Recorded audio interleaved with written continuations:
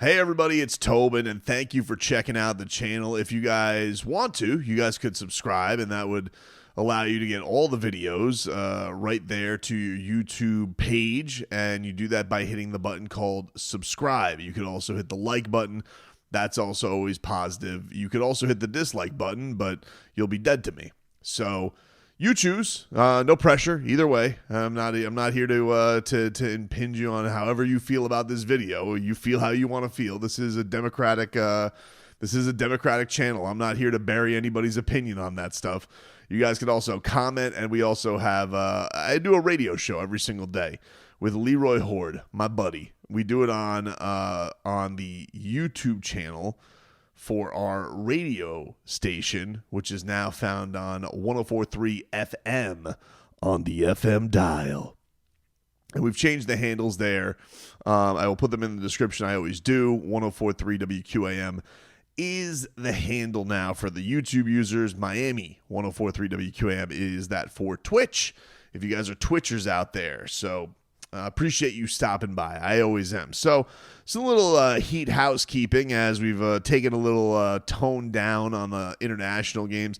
Norman Powell did not play in the final one for Jamaica, although Norman Powell apparently basically did the Michael Jordan. He played with some kind of sickness where he dropped 34 against Costa Rica. And I got to tell you, Michael Jordan doing it in the NBA, Norman Powell doing it for his country and doing it for World Cup qualifying.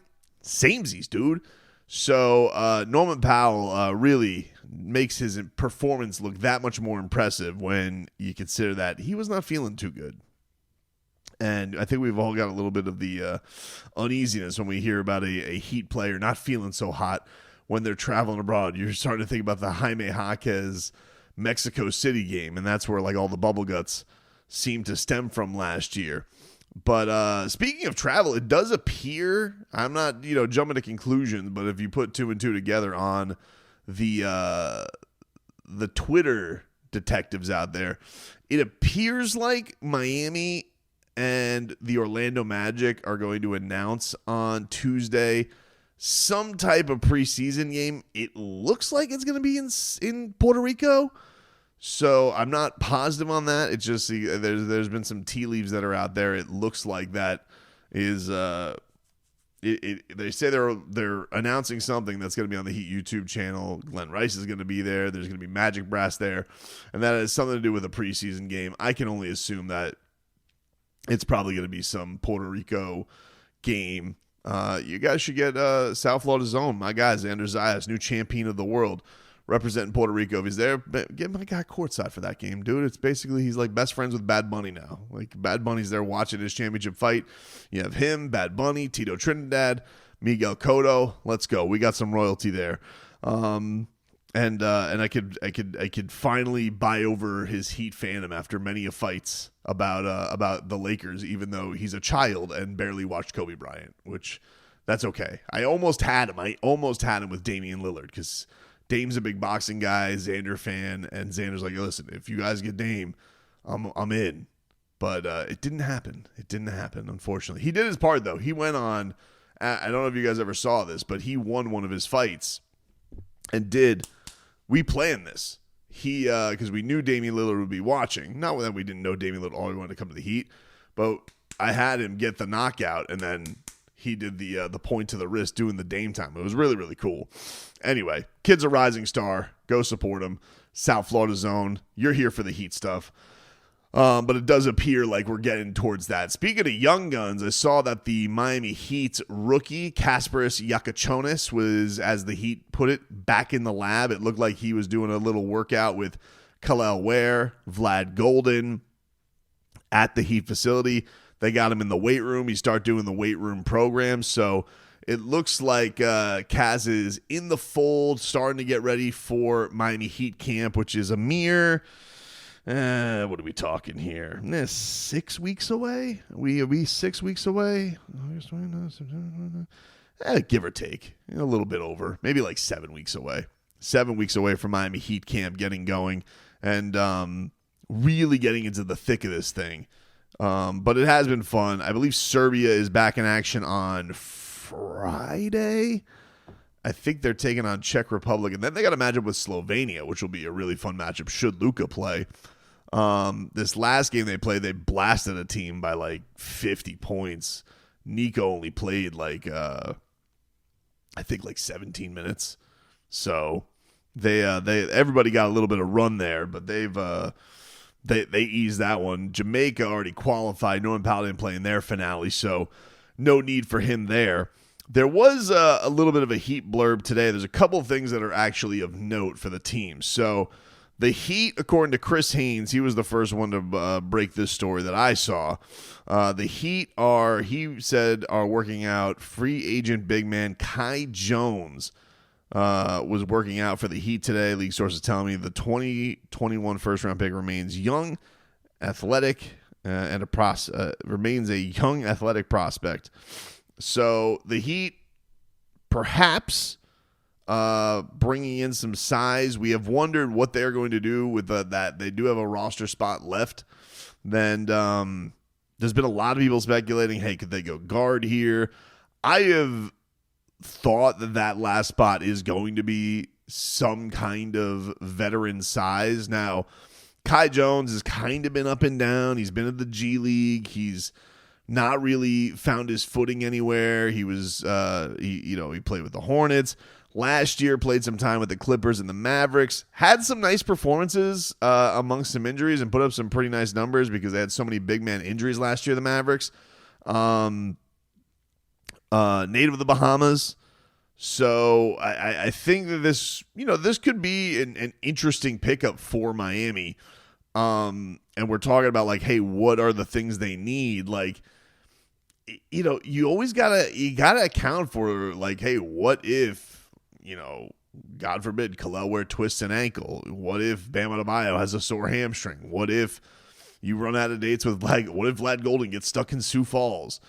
I just feel like that's a position the Miami Heat need to cover themselves a little bit more. Now, some of the reporters that are out there with Kai Jones are saying that the Heat are just right now looking at this as like a preseason camp roster type of tryout. Anthony Chang points out that he cannot sign a two-way deal because of his stature in the league. This is similar to Drew Smith, where Drew Smith cannot sign a two-way deal anymore. So it would need to be a standard part of the deal. And, I do think that, it would be prudent for the Heat to bring in a little bit more size. I've been wondering, who that guy is going to be. Obviously, for funsies, we kicked around somebody like Hassan Whiteside. That's not going to happen. So they bring in somebody like Kai Jones, former first-round pick. You try and see if you can, get some of the squeeze some of the juice out of that talent. And, the Heat can throw it into a development program and whatnot. I think is certainly interesting. Not expecting much. I'm not expecting the guy to come here and, light it up and become, Heat, Hakeem or anything like that. But I certainly think that they that is just a position they could use a little bit more depth in. And, with Vlad Golden being on a two-way deal, unless Vlad has some monster preseason and they're like, we got to sign this guy to a standard deal, or they're keeping their options open there because they want to flip one of the two-way guys, see what he's got. They did this a little bit with Nasir Little last year. Nasir Little was brought in, then he spent some time in Sioux Falls. So I don't think it's necessarily a slam dunk that he's brought in and is going to get a standard deal, but I do think that the Heat should be looking at some more people with some size and stature to him to bring in. The other piece of news that was kicked around today was a blurb from Brett Siegel, who has been dropping a lot of nuggets out there for clutch points. Excuse me. And the last thing we had from him, remember he had that thing about Tyler Hero and people, the league is monitoring what the Heat are going to do. Well, his blurb today was about Andrew Wiggins. And he said, this offseason, the Miami Heat were willing to discuss trade scenarios involving Andrew Wiggins. This we kind of know. Several teams expressed interest in the former NBA champion and all-star wing, sources said. The Milwaukee Bucks, league sources say, were one of the teams that inquired about Wiggins. While the Heat ultimately kept the former first overall pick, they were willing to deal Wiggins if they received an instant impact player along with an upcoming first-round pick before 2028. Teams continue to monitor the Heat, specifically how they will handle Tyler Hero's upcoming extension to get a better idea of what direction they're heading in. I think... this goes along the path of the Tyler Hero thing. And look, we had heard over the summer that the Heat were, maybe in some talks with the Lakers. The Lakers were interested in getting Andrew Wiggins, and, the Heat were only going to do it for getting, some of their on-roster guys on short-term deals and getting a first-round pick. It's interesting that he mentions that they want the pick before 2027. Makes you feel like they're trying to unlock some stuff with the pick that they owe to Charlotte. Because, a lot of the time, if you're going to get Andrew Wiggins, you'd think that team's going to be pretty good. And so you'd like the pick as late as possible. But it's interesting that Brett mentions that the Heat want to get that pick before 2028, and I believe the pick that they owe is the 2027 pick. I think there's some protections on there, but if it's not converted then it would be in 2028. So much like the Oklahoma City deal would give the Heat a little bit of insurance to make some kind of move they did. But we do know, look, there were obviously trade talks with Andrew Wiggins. And the reason I say that it's obvious is it wouldn't have leaked that they're not trading him if there weren't trade talks, and that they want Andrew Wiggins at some kind of piece coming here, right? It was obviously very hard for Andrew Wiggins to be dropped in this trade from a franchise he really loved in the Golden State Warriors. It was, a burden on him.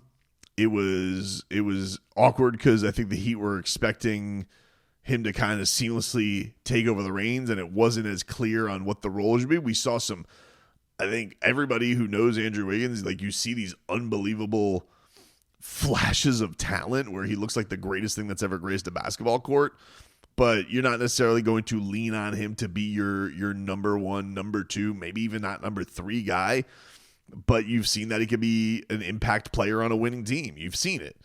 So I just think that the Heat I'm sure that they did explore it, but I think the Heat were only going to do it for what they deemed to be a really, really good return. I don't think that they're going to just deal Andrew Wiggins unless they thought Andrew Wiggins was going to be a malcontent, which I don't think they think.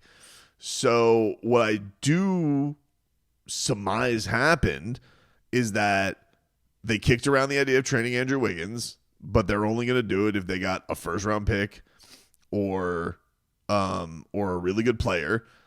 And when that didn't occur and nobody came a-knocking with that, they're just like, all right, well, let's put this to bed. The worst that could happen is somebody knocks our socks off with a deal, and then we say, hey, sorry, man, this one was too good to turn down. And I'm sure that's probably been expressed to Andrew Wiggins' camp. And now the Heat aren't really in a desperate spot because it doesn't feel like they seem like they're unhappy with the player. So wouldn't say this says anything new than when we talked about this with the Lakers. The thing that is interesting is that a lot of teams, according to Brett's report, that several teams seem to be interested in Andrew Wiggins. And I would venture to guess, unless Andrew Wiggins falls off a cliff, I would venture to guess he's the type of player that the interest isn't going to wane on him. And he doesn't have this gargantuan contract, and he's not a guy that is going to be looked upon as rattling the chemistry. But a lot of teams, if they feel like they could contend a little bit better, and if, like they said, people are monitoring where the Heat are going, if the Heat A aren't going well, or B, maybe they feel like, hey, Jovic is ready to take a little bit more of a leap. We want to lead to our three big lineup. We want to play a 3-guard lineup. We like Tyler and Norman and Davion better than having Andrew Wiggins there. All of those things now become options.